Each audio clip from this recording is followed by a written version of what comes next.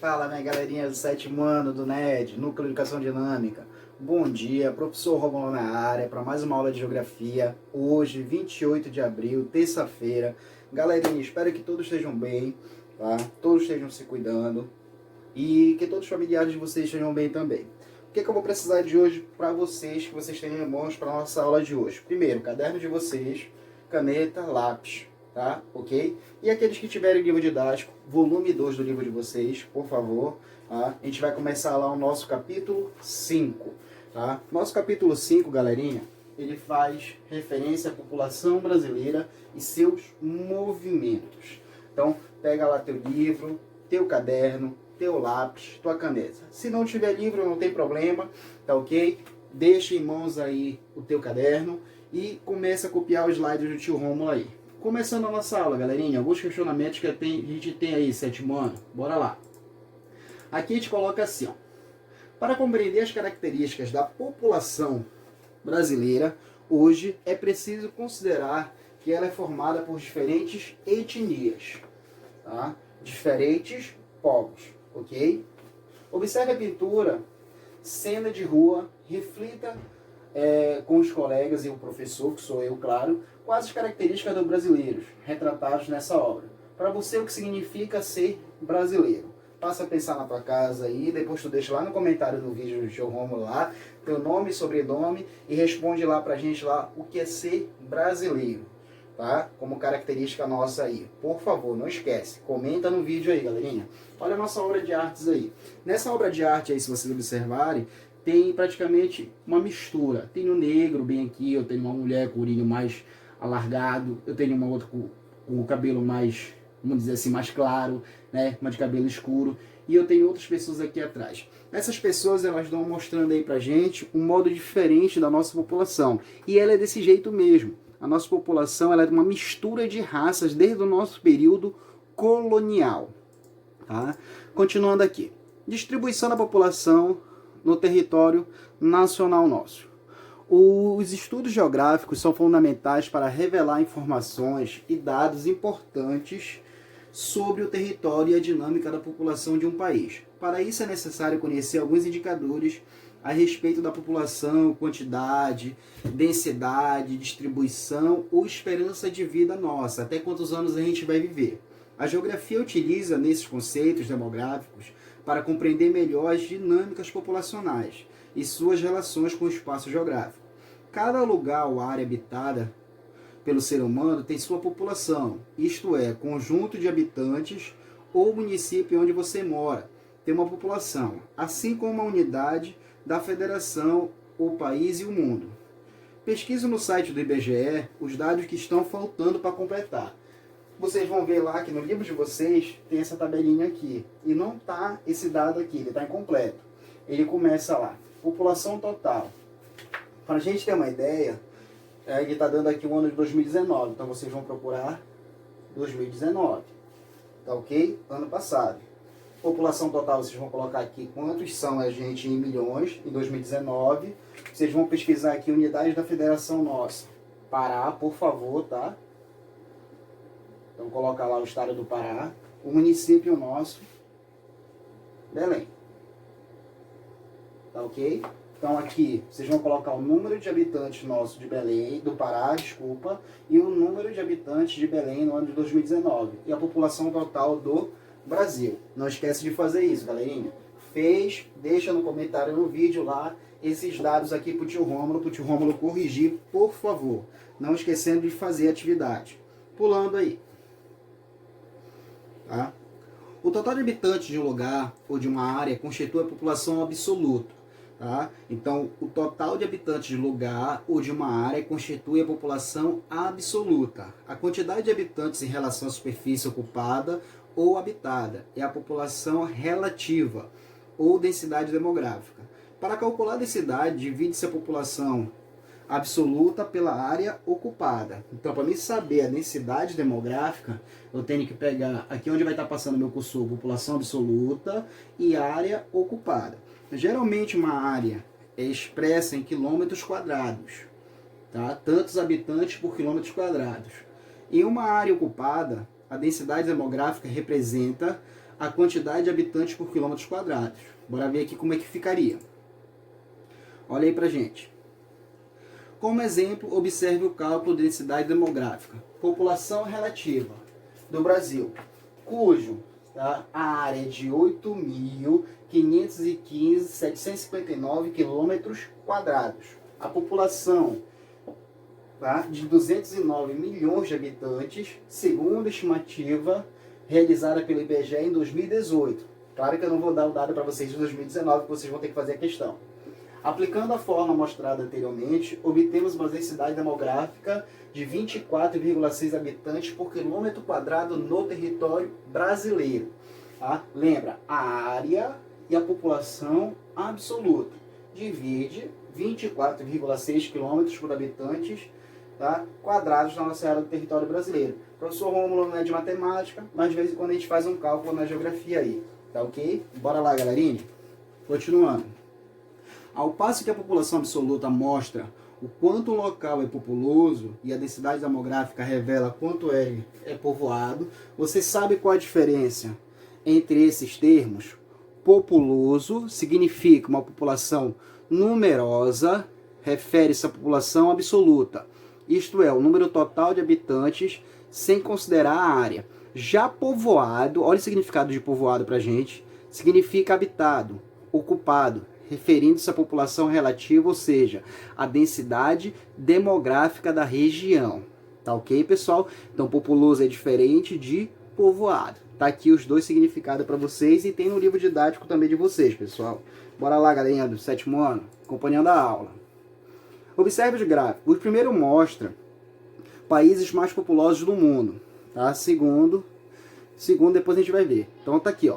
País mais populoso do mundo. Em 2017, China, Índia, Estados Unidos, Indonésia e Brasil. O segundo gráfico, tá, vai mostrar as maiores densidades demográficas. Tá? Países mais populosos, bora para o segundo gráfico agora. Esse gráfico também, lembrando que ele tem no livro didático de vocês, galerinha. Mundo, países com as maiores densidades demográficas por quilômetro quadrado. Mônaco, os países, Singapura, Bahrein, Malta e Bangladesh. Então, é o número de habitantes por quilômetro quadrado aí, que está influenciando. Tá ok? Aqui eu tenho um mapa do Brasil, tá? De densidade demográfica do Brasil. E eu tenho algumas características do nosso território. Se vocês observarem o território brasileiro, vocês estão observando bem aqui, ó, que ele é bem escuro, tá? Nosso território brasileiro. Tá? O nosso território brasileiro ele é bem escuro no litoral. Todo o litoral brasileiro ele é bem escurecido. Aqui onde está passando o meu piloto. Tá? O que quer dizer com isso? Influencia, quer dizer que a maioria da nossa população mora no litoral. Tá? Região sul, região sudeste, região nordeste, aqui é região norte. Então, essa capital Belém é bem aqui, ó, foi povoada, tá ok? Bora ver os dados aqui pra gente. Como você pode observar o mapa do Brasil, de densidade demográfica, da página anterior, que é dessa página que a gente está vendo, a distribuição da população no território brasileiro é bastante desigual. Essa desigualdade está relacionada aos processos socioeconômicos ocorridos ao longo da história do Brasil. Durante o período colonial, a maior parte das atividades voltadas para o mercado externo, exploração do pau-brasil, produção do açúcar, etc., aconteceu no litoral, o que facilitou também a ligação com a metrópole Portugal. Lembra que a gente foi colônia de Portugal, galerinha? Nessas áreas formaram-se as primeiras vilas, cidades, a evolução da atividade industrial em São Paulo, Rio de Janeiro, também foi decisiva para atrair pessoas, e essa região, que já contava com infraestrutura de transporte, construída durante o período de exploração do café.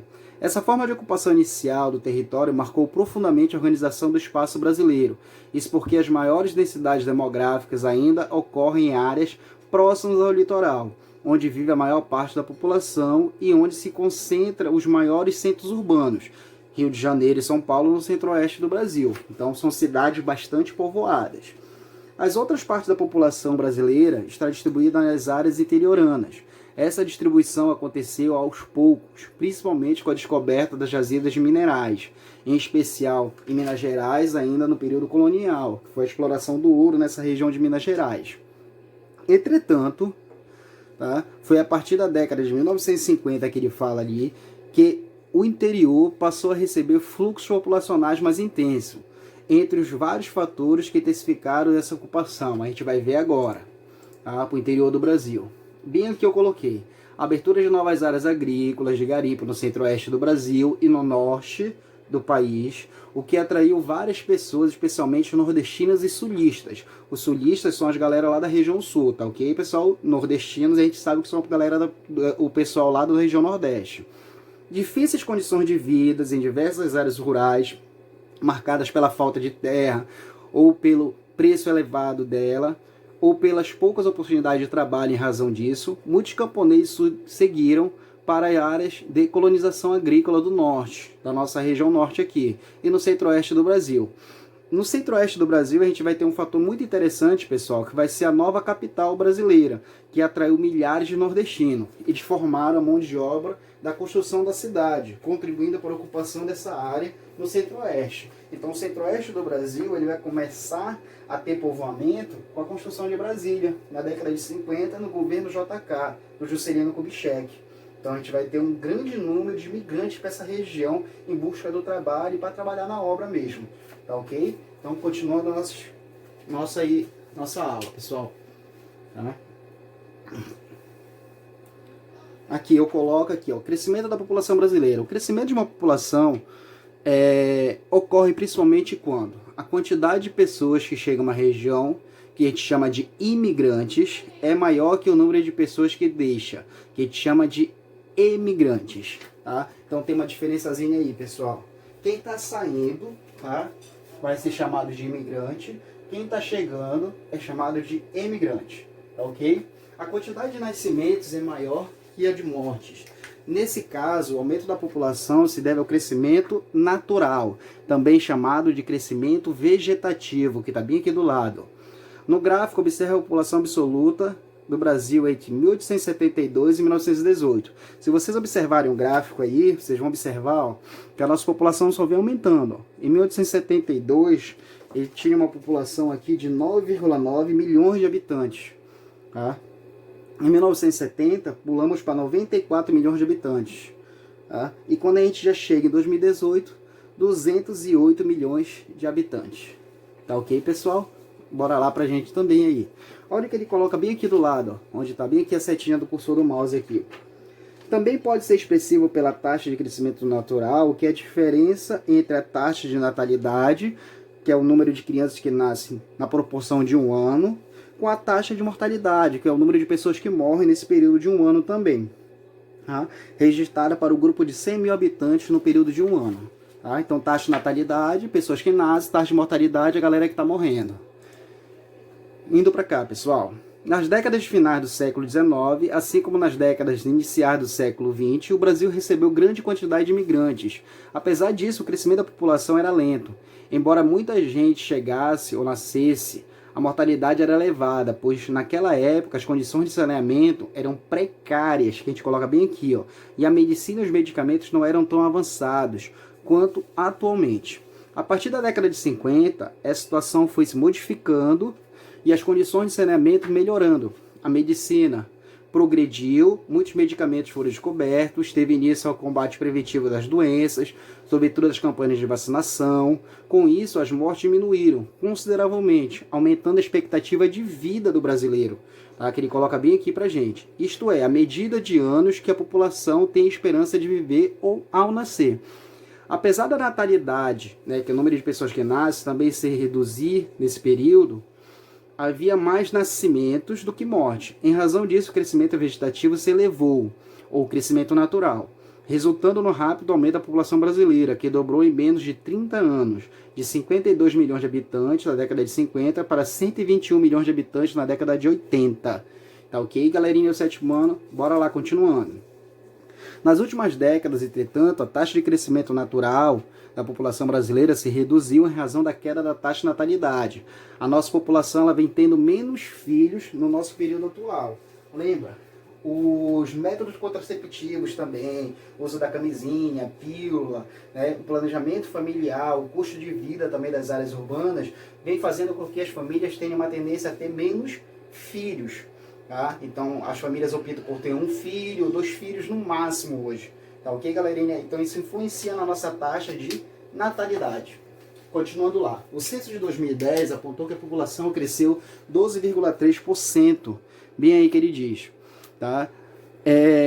Em 2000 esse percentual era inferior a 15%, observando o período de 91, tá, pra gente. A taxa de fecundidade, que é o número de mulheres grávidas, ou proporcional a mulheres que podem engravidar, tá? Médio de filhos que a mulher pode ter em sua idade fértil também diminuiu, passando de 6,3 filhos por mulher na década de 60 a 1,29 filhos. Tá? 2 filhos, na verdade, bem aqui, 1,9 a 2 filhos em 2010. Principalmente nas famílias em que as mulheres têm mais anos de estudo, segundo os fatores que levam a optar por número menor de filhos, segundo o IBGE. Uso de métodos conceptivos, que eu falei para vocês, as campanhas de controle de natalidade, que vão ouvir essas mulheres. Então, quanto maior o grau de escolaridade da mulher, ela vai tendo uma tendência também a ter menos filhos. Os casamentos tardios também favorecem também que essa mulher tenha os filhos um pouquinho mais tarde. E a quantidade cai também. Tá ok, galerinha do sétimo ano? Bora lá. Bem que o tio Rômulo coloca, né, a crescente número de mulheres que ocupam postos de trabalho, que antes era exclusivo de homem. A maioria delas são mães, acumulam função de cuidar dos filhos e da vida profissional, exercendo dupla jornada de trabalho.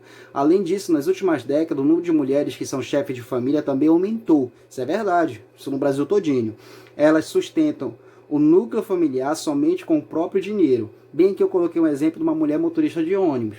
A gente sabe que as profissões femininas estão aí, ganhando mercado que antes era somente masculinos, tá ok? Bora aí, galerinha do sétimo ano, meninas, meninos, prestando atenção. Movimentos da população brasileira, que o tio Rômulo colocou agora aqui. É comum grupos de pessoas se deslocarem de um lugar para o outro. Alguns desses deslocamentos são pouco duração, como é o caso dos trabalhadores que saem diariamente de uma cidade para trabalhar em outra, chamados movimentos pendulares, tá? Movimentos que se semelham de um pêndulo, isto é, ocorrem de modo oscilante, que vão e voltam, tá? É o termo utilizado para se referir ao deslocamento de pessoas de um lugar para o outro, para a gente ali. Os indivíduos que realizam esses movimentos são chamados de migrantes, tá? Que eles chamam.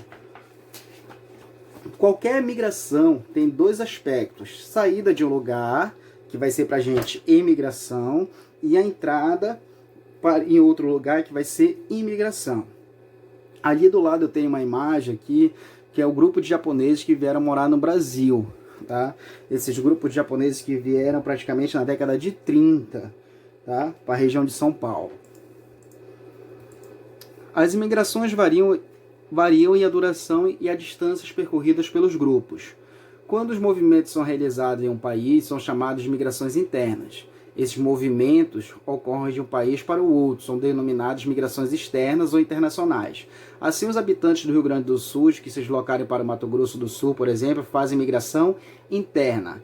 Já os venezuelanos que vêm morar no Brasil fazem migração externa. Então, quando é dentro do país, interna, e quando é de um país para o outro, migração externa. As migrações podem acontecer de forma forçada ou espontânea. Olha esse detalhe.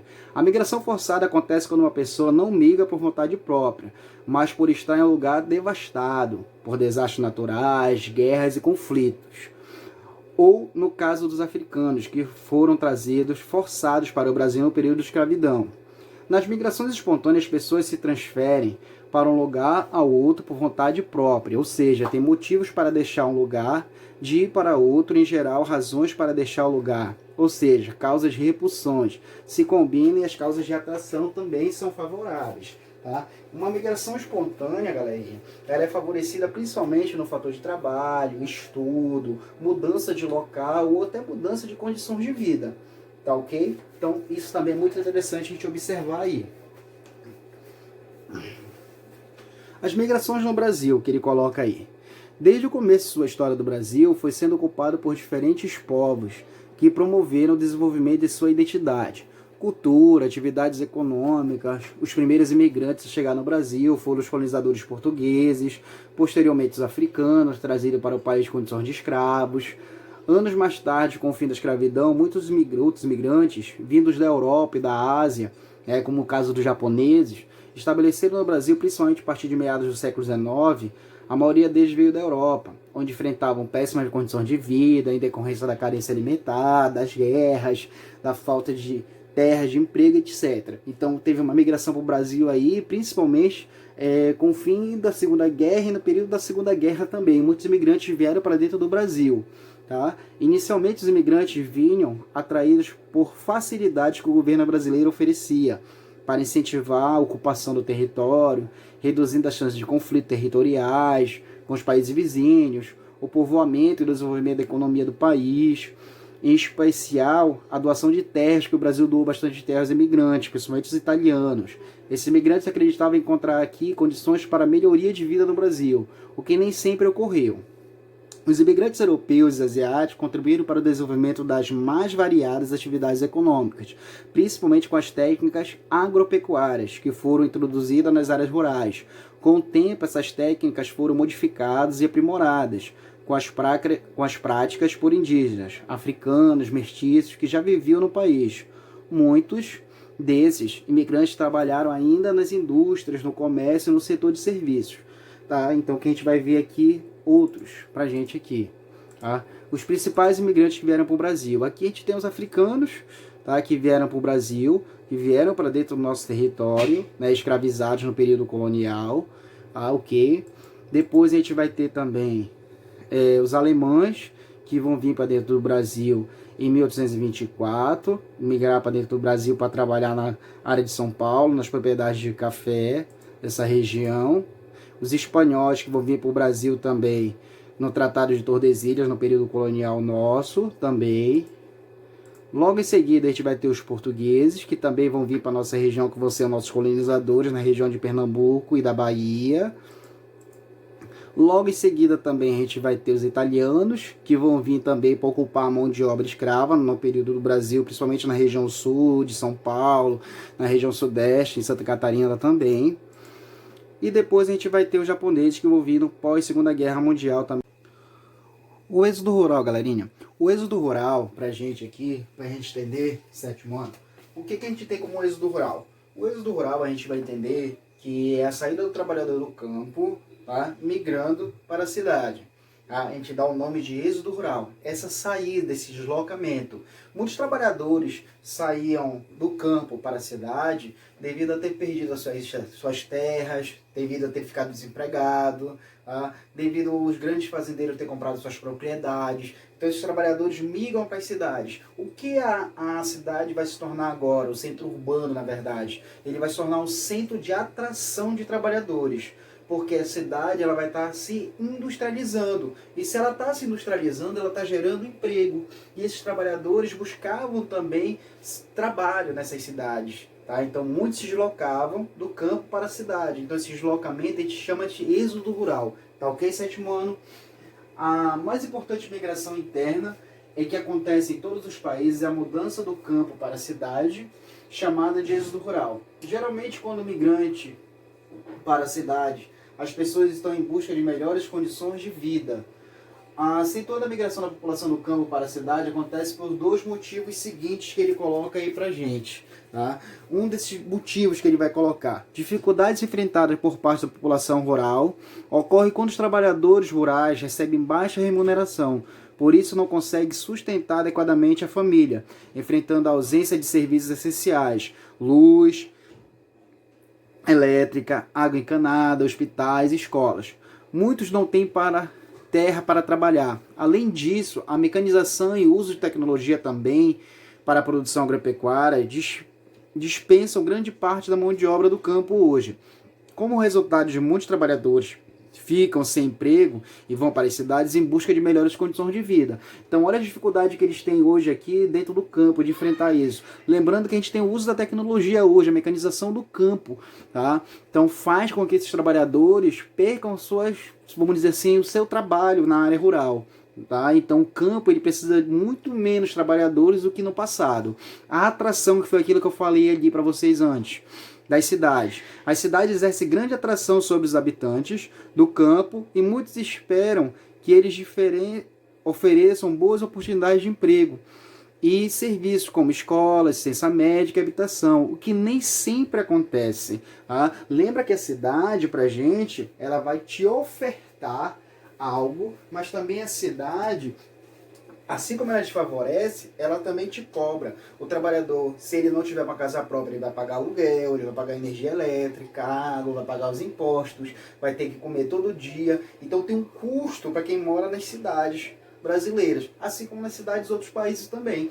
Tá? E esse custo ele não é tão baixo hoje. Quanto mais moderna a cidade for, mais o custo de vida aumenta desses trabalhadores nessas cidades. Tá ok? E dependendo ainda da área que ele mora, o bairro, tá? Que a gente chama. Tá ok, sétimo ano? Bora lá. Continuando. Tá? Pra gente aí. A nossa aula vai continuando aqui, e a gente vem aqui. O êxodo rural não significa necessariamente melhoria de condições de vida do migrante a chegarem às cidades. É comum que, por falta de qualificação, muitos deles não encontrem emprego e a renda que esperavam, muitos ainda ficam desempregados, sobrevivendo de trabalhos eventuais. Como não tem renda para alugar ou comprar uma moradia adequada, eles acabam residindo na periferia. Olha aquilo que eu falei. Aqui na imagem do fundo, vocês estão vendo uma área de periferia. Tá? Então, os bairros também eles vão influenciar esses trabalhadores, galerinha. Tá? De acordo com os salários que eles passam a ganhar. Tá? Portanto, o êxodo rural foi um dos grandes responsáveis pela expansão da população urbana, porém o crescimento desordenado das cidades, isto é, sem o devido planejamento, pode resultar em aumento do desemprego, de ocupações irregulares, precárias e além de impacto nos recursos naturais. Essas áreas de periferias que são evidentes hoje nas áreas urbanas são devido ao não planejamento da migração dessas pessoas que vieram do campo para a cidade. Como eles não teve um planejamento de migrar, né, com força, né, o número que veio suficiente, não tinha moradias, eles se instalaram em áreas periféricas. Tá? Então prejudicando também as áreas de preservação, que poderiam ser próximas aos córregos de rios, a mata virgem. Então houve um desmatamento. Muitas dessas pessoas sequer têm água encanada ou luz elétrica. Tá ok, pessoal? Indo para cá. Fluxos migratórios no Brasil. Tá? A forma como a população se distribui no território para a gente começou a ser alterada a partir da década de 40, tá? Que ele diz ali para a gente. Isto é intimamente relacionado ao desenvolvimento das indústrias. Nessa época, as indústrias no Brasil eram poucas e pequenas, mais voltadas para a fabricação de produtos destinados ao consumo interno. Depois disso, o acúmulo de capital gerado pelo cultivo do café estimulou a industrialização e a urbanização. A necessidade de mão de obra para a atividade industrial resultou em intensa migração do campo para a cidade. Então, olha aqui, ó, a industrialização no Brasil também favoreceu essa migração, o êxodo rural. A partir de 50, a migração do território brasileiro ocorreu com mais intensidade, por causa dos longos períodos de secas e das más condições de vida. Muitos habitantes do interior da região Nordeste se mudaram sobretudo para São Paulo, onde havia grande oferta de trabalho, especialmente nas indústrias que cresceram e se diversificaram nesse período. Muitos habitantes do Nordeste também seguiram para a região Norte, a fim de trabalhar na agricultura e no garimpo da nossa região aqui, exploração do ouro, tá? Serra Pelada na região Norte do Brasil.